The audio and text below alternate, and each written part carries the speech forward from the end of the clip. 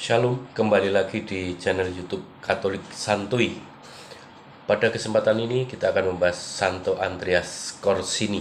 Nah, Santo Andreas Corsini merupakan uskup dan pengaku iman. Andreas Corsini lahir pada 30 November 1302 di Florence, Italia, dari sebuah keluarga kaya raya. Ia ditabiskan menjadi imam oleh Ordo Karmelit pada tahun 1328.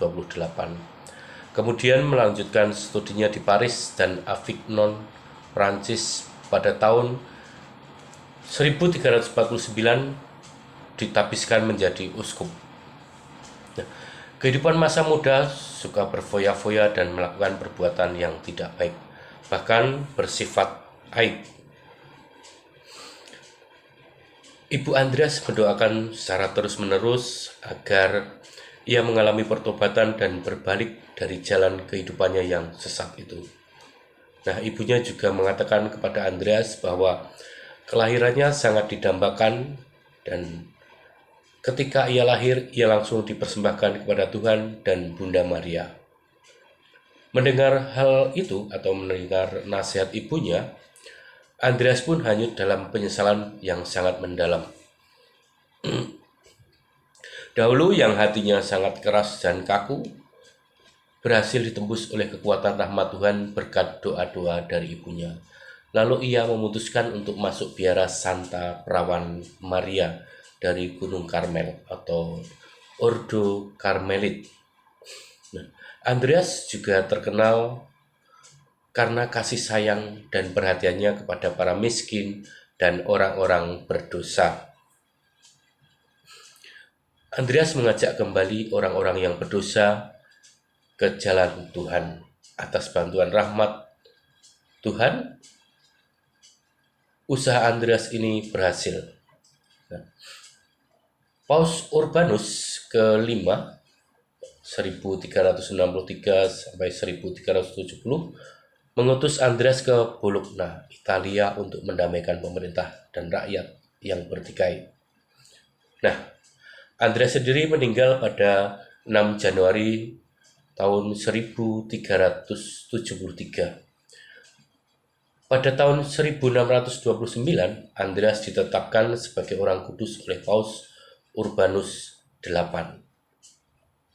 Nah, apa saja yang dapat kita ambil dari sikap atau contoh kehidupan dari Santo Andreas Corsini?